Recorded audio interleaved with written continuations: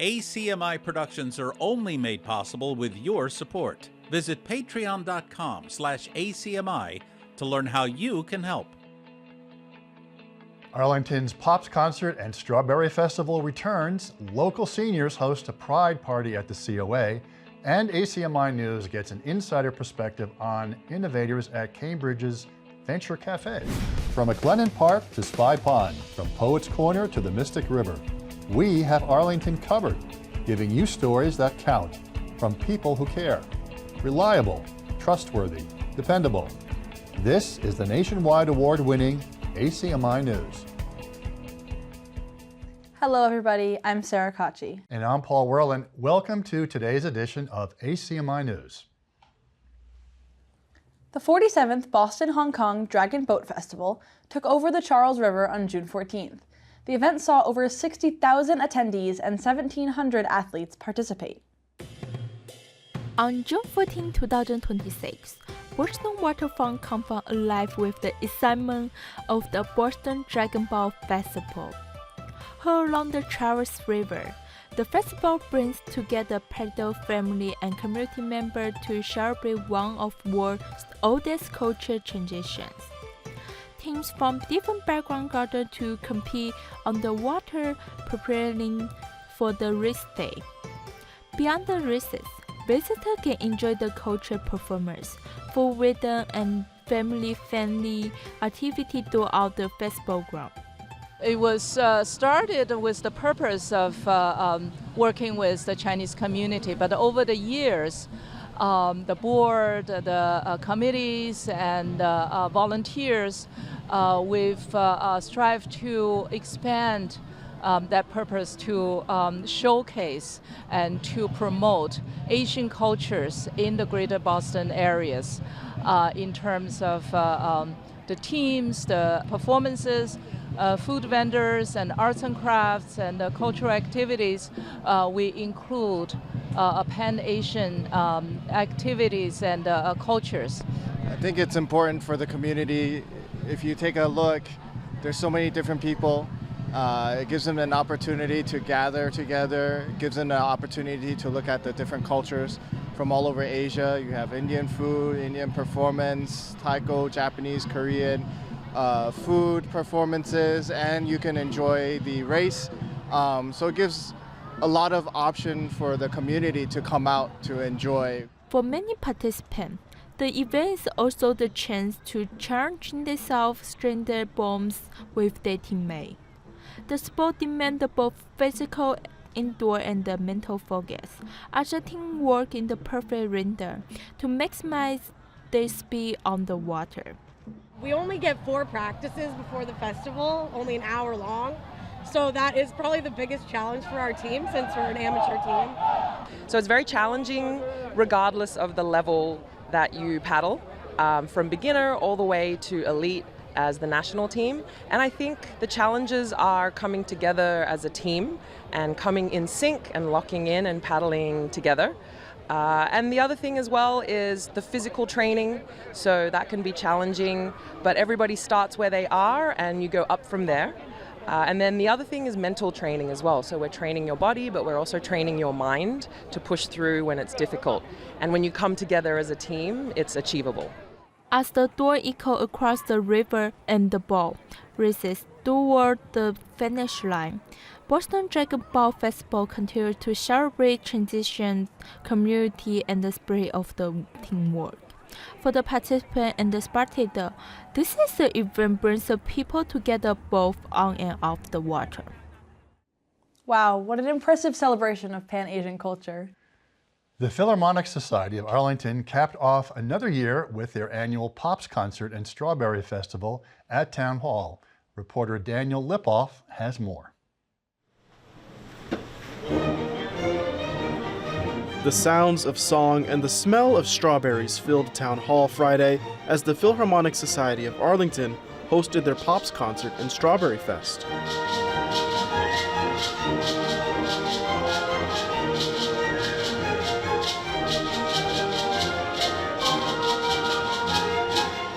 The annual concert, conducted by Orlando Sella, continued to celebrate Arlington 250 with the theme America's Musical Tapestry. We took a little bit of a different spin. Instead of doing what they call American music, we have what we call the America's Musical Tapestry. This is music from Mexico and Ireland and Cajun music from New Orleans that pretty much says that America is made of by all of the immigrants that have come here and mixed. The event included performances from the Rebecca McGowan Irish Dance School,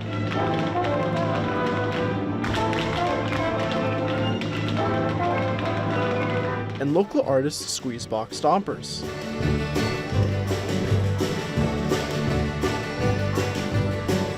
This concert was the 9th and last on the Philharmonic's calendar this year, and Sela says the environment isn't like other concerts. It's a much more relaxed atmosphere.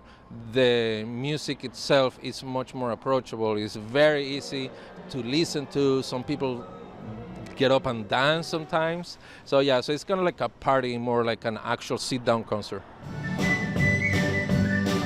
For ACMi News, I'm Daniel Lipoff. To stay up to date on the Philharmonic Society of Arlington, you can check out their website at psarlington.org. The postponed Arlington Public Schools Pride took place on Saturday, June 13th, on the front lawn of Arlington High School. The event featured a bouncy castle, Pride-themed tables giving out stickers, bracelets, and flags from all of the local public schools, free popcorn, APD's Canine Comfort Dog, and much, much more. Arlington's Rainbow Commission helped organize the festivities alongside the school committee, and both groups shared how appreciative they were for the warm weather and incredible turnout. Seniors also celebrated their Pride at the Council on Aging. All Arlington residents were invited to attend, and the community spent the afternoon getting to know each other and chatting about their life experiences. Marcy Shapiro-Ide, a social worker at the Council on Aging, has regularly scheduled LGBTQIA+ programming at the Senior Center on 27 Maple Street for the past 12 years.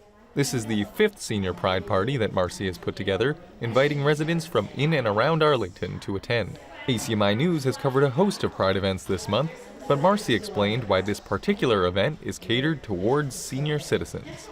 LGBTQ+ seniors were identified as a group by the National Councils on Aging as underserved and underrepresented at senior centers. So getting like an affinity group up and running can be helpful in showing people that they are welcome. And so my goal is, or was, to have some programming specifically for LGBTQ+ seniors, and then maybe have some people see that they would be welcome to participate in all of our programming, which of course everybody is, but I think sometimes people feel there is that barrier if they're not going to be accepted for who they are. Marcy has done a lot of work over the years to cultivate a welcoming experience for seniors, and despite low attendance at times, she continues to receive positive feedback. I hear from a lot of people that just say, I can't go, I'm still working, or I have other things to do. But thank you for hosting it, and thank you for putting it out there, just knowing that it happens. And Marcy emphasized how you can make a difference for LGBTQIA+ community members at the Senior Center. Sometimes we're looking for volunteers to help out, and to, if anybody has ideas on programming, I'm always open to it. So if people say, oh, I really want to show this movie, or have you thought about hosting this kind of event, like a game night or something, I would be open to hosting whatever people really want to try. So bring any and all of your ideas to the Council on Aging, and maybe your event will be added to the next newsletter. We're so fortunate to live in a town that allows residents to be comfortable with who they are and giving us all spaces to shine. From proud seniors to passionate students, the Memories Matter Club brings together member students from AHS in the fight against Alzheimer's disease, and they just had their annual Pickleball fundraiser. Sweltering heat on June 13th didn't stop folks from grabbing their paddles and heading out to the tennis courts at Wellington Park. Memories Matter, a group of committed students from Arlington High School, held their second annual fundraiser, the largest of the year, in partnership with the Alzheimer's Association to raise money for charity. We work with the Alzheimer's Association, and we've been getting support from the Arlington Recreation to make this event possible. And yeah, we're just trying to make our community come together and raise funds and spread awareness for this cause. Pickleball is a growing sport in the Arlington community, and we thought that it would be a really fun event which could have a lot of people come in, and it's just a fun, really cool event that can bring a lot of people together. I started Memories Matter when I was a freshman, and I'm currently a sophomore, so this is our second year, and this is our second year hosting this fundraiser. I asked why the students and advisor chose to focus on this particular cause. This is a disease that impacts a lot of people, a lot of families, a lot of people in the community. A lot of people have experience, so I think raising awareness, what it is, and supporting people who have experience with this disease is really important. People in my family have experienced Alzheimer's, and I've kind of seen what it can do, and I just wanted to help the cause because I thought it was a really good message, and things that we were doing like fundraising was really great, and so I wanted to contribute to that. Attendees were invited to participate in casual open play or take part in a friendly tournament. All ages and skill levels were encouraged to attend. And the Memories Matter students were all smiles on the court. When asked about how others could make a difference for this disease, Reem suggested, Just do what you love to end Alzheimer's. You heard her. Now it's your turn to get out there and make a difference in our community. Local government is full of jumbled letters. The ACAC, which is distinct from the ACA, the DPCD, HHSCOA, the list goes on and on. If you're already scratching your head, don't worry. Our government correspondent, Aiden Link, has a brand new segment focused on the meaning behind the letters. Hello everyone, and welcome to Arlington Abbreviated. I'm Aiden Link, and our topic for today is the ARB, the Arlington Redevelopment Board. The ARB is Arlington's special permit granting authority for projects that require an environmental design review, as well as the town's urban renewal authority. They are responsible for considering citizen petitions for zoning bylaw amendments, proposing rules and regulations, and applying them. We recently spoke with ARB's chair, Kin Lau, who discussed how his lived experience helps inform his role on the ARB, as well as with the town's comprehensive plan. He emphasized the importance of broad life experience in the fields of development and architecture. It enables him to take creative risks in his field and balance the goals of the ARB with the goals of the town. Right now, the focus of the board is to construct more housing in general, and specifically more affordable housing in town. This makes Arlington more accessible not only for those who work here, but also for aging residents looking to downsize and live comfortably in retirement. Kin described the ways in which he and the board hope to incentivize the building of more affordable housing within a tight time frame. This interview forms part of our efforts to promote Arlington as a learning town, as well as to clarify the roles and responsibilities of local boards and committees. That's all for today. Back to you at the desk. Thanks, Aiden. It's with a heavy heart that ACMi News reports the passing of former Arlington Town Clerk Stephanie Lucarelli. She devoted much of her life to serving the community she loved, and the town loved her right back. She will be greatly missed. Lucarelli will be laid to rest in Mount Pleasant Cemetery alongside her parents. Coming up after the break, Global Voices in Verse is experimenting with a new format, and we check in on the world of sports. All that and more right after this.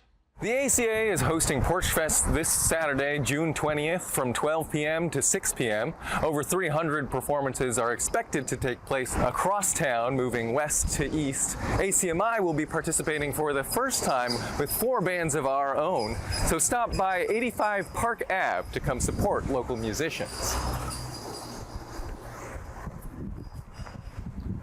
But wait! Come check out the ACAC After Party Garage Band taking place from 6 p.m. to 8 p.m. in East Arlington at the Arlington Global Service Station. Welcome back to ACMi News. Global Voices in Verse, a poetry group that emphasizes diversity and inclusivity in spoken word art, just held its first discussion in a series called Bridging Minds, Science Talks for Everyone. We started this Bridging Minds Science Talks for Everyone with a goal to make science accessible, engaging, and meaningful for the broader audience, especially the non-academic. So the people who are in universities or people who are in industries, they actually know science, they read science, and they do science. But still there is a gap between academia and industry, and especially people who are doing non-scientific job and very good in the society, they have less knowledge about what is going on in science.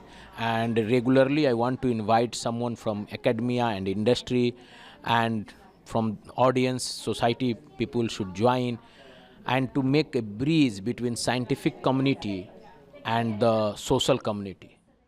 Follow Global Voices in Verse on Instagram to learn about the next Bridging Minds talk.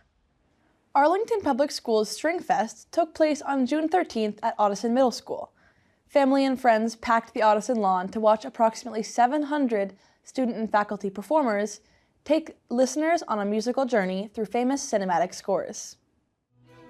On June 13th, Arlington High School held their annual String Fest, an event dedicated to showcasing and celebrating the skills of the very talented high school string musicians.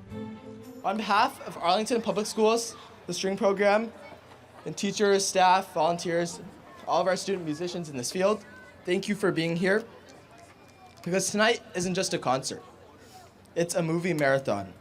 This year, 700 performers gathered to play an arrangement of some of the most iconic soundtracks in film history to an audience of over 3,000 people. Some performances of the night included music from such iconic films as Indiana Jones,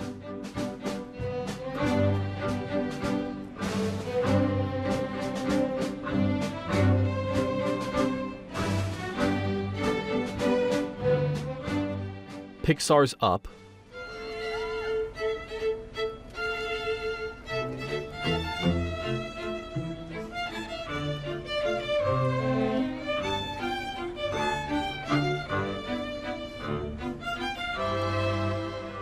and Pirates of the Caribbean.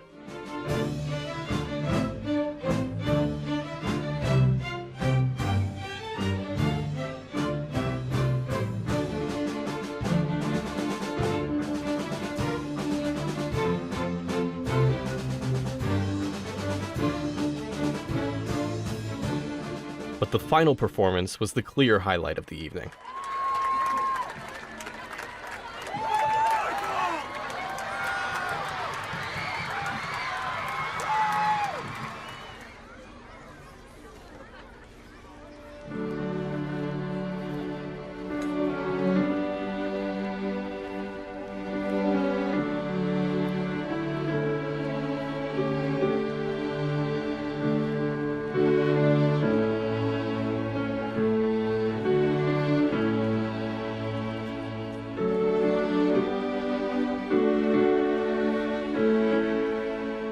We always relish in any opportunity to celebrate the many talents of Arlington students.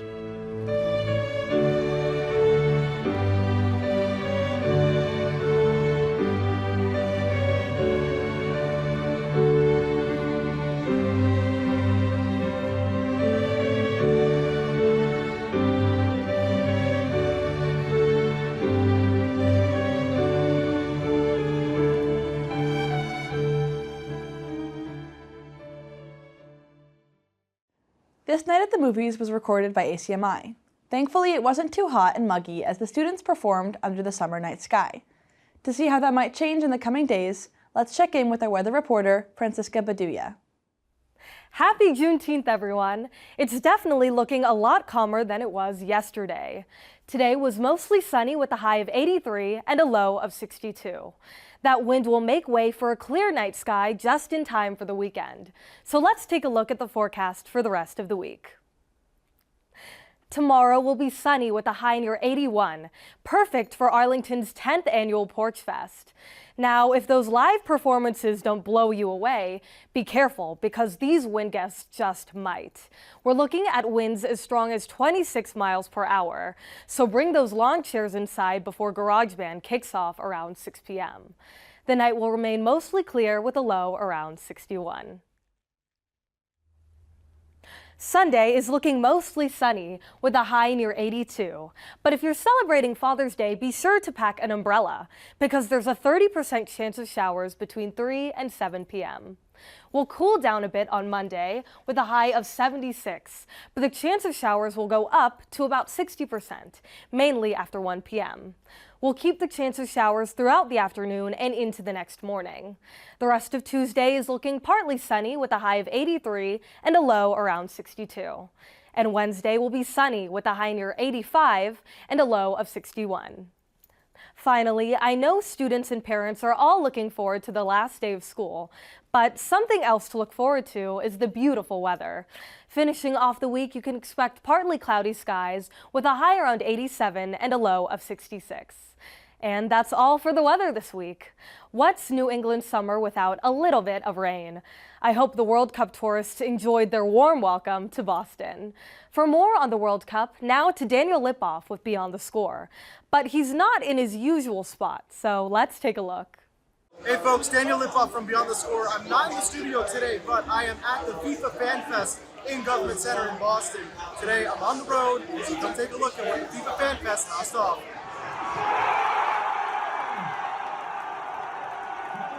The FIFA Fan Fest in Government Center serves as Boston's main gathering place for fans, visitors, and residents to hang out and watch live stream games. I went to the England vs. Croatia match on Wednesday, and it was packed full of fans the entire day.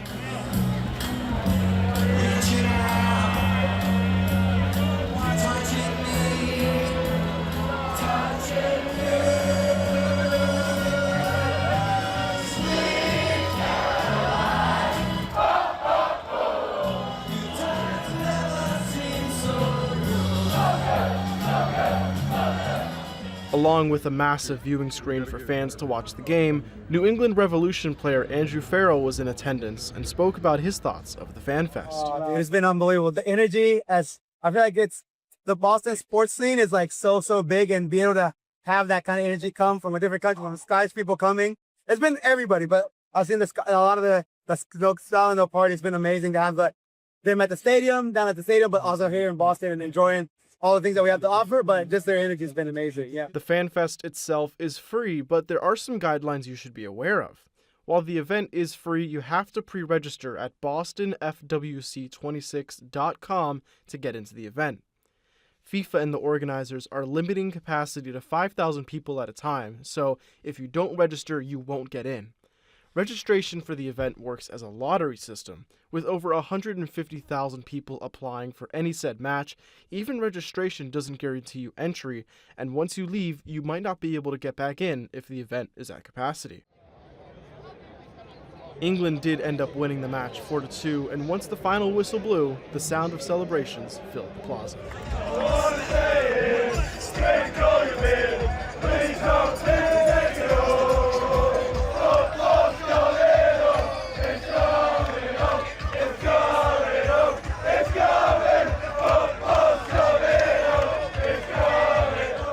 And it's not a World Cup celebration in Boston without some Scottish fans.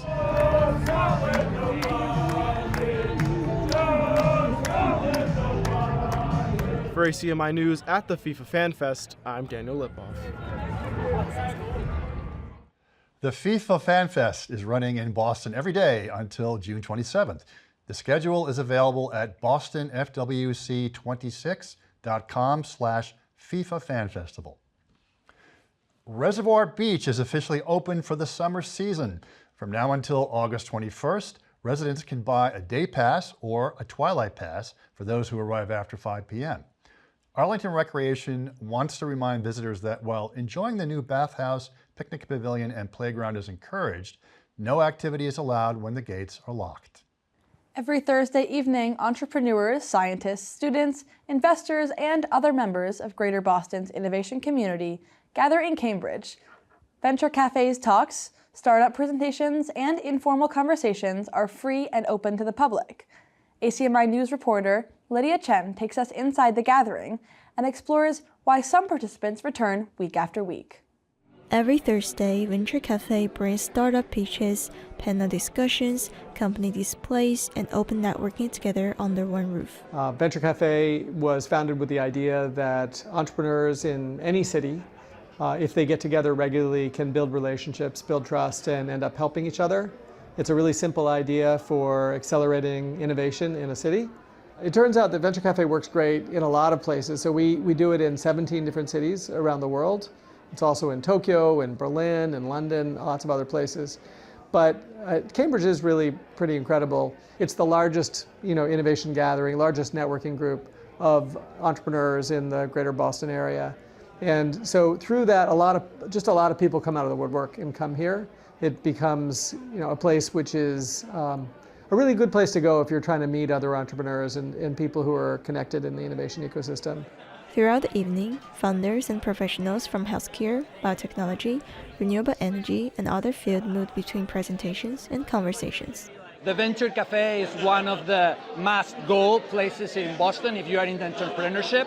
I come here almost every week to meet new people, to get outside my common ecosystem, and already we have here some acquaintances that you always can meet every week, and always there are good conferences and sessions that you can learn from. I couldn't agree more with your statement. That's what brings us every week to the must-go Venture Café in Cambridge. What sets Venture Café apart is not only the opportunity to meet people from different backgrounds, but also how the organization helped those conversations begin. If you look at our name badges here, it's not much. It's just your name and a number, right? And that number is the number of times you've been to Venture Café. So I'm the founder, so I have a pretty high number. But when you first got here, you probably had a 1, and then you're back here again today, so you probably have a 2, right? And so what it's a kind of a social hack. Instead of telling somebody, here's your company name or here's your position, it tells them, oh, you're new here. It starts a more human conversation. And we want people to start by talking to the human instead of talking to a role or a position or the company that they think somebody is associated with. And that's really because our goal is that we foster actual relationships amongst the people here in the community. At Venture Café, conversations unfold naturally in a relaxed and welcoming setting. The larger idea remains the same: to make it easier for attendees to start talking, build connections, and give those conversations room to grow into knowledge, support, or future collaboration. For ACMi News, I'm Lydia Chen. If you are a part of the innovation industry and are looking to expand your community, Venture Café might just be the perfect choice for you. And that'll do it for this week's edition of ACMi News. Have a story you want us to cover? Know about an upcoming community event? Share your ideas by writing us at the address on the upcoming screen. For ACMi News, I'm Sarah Kotche. And I'm Paul Werlin.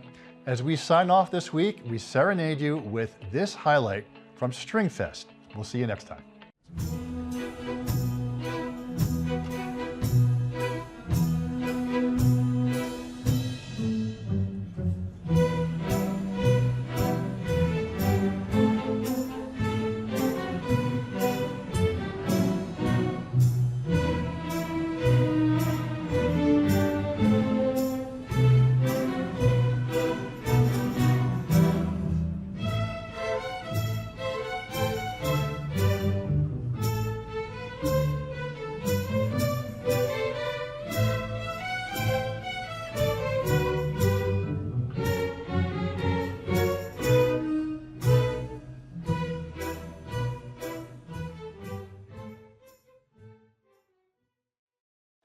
You can always check out our latest segments and newscasts on the web at acmi.tv/news.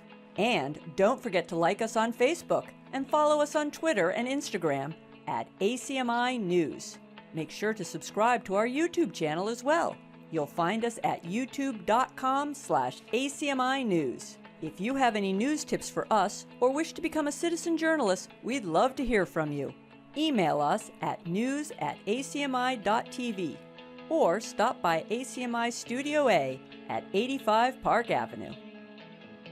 ACMI productions are only made possible with your support. Visit patreon.com/ACMI to learn how you can help.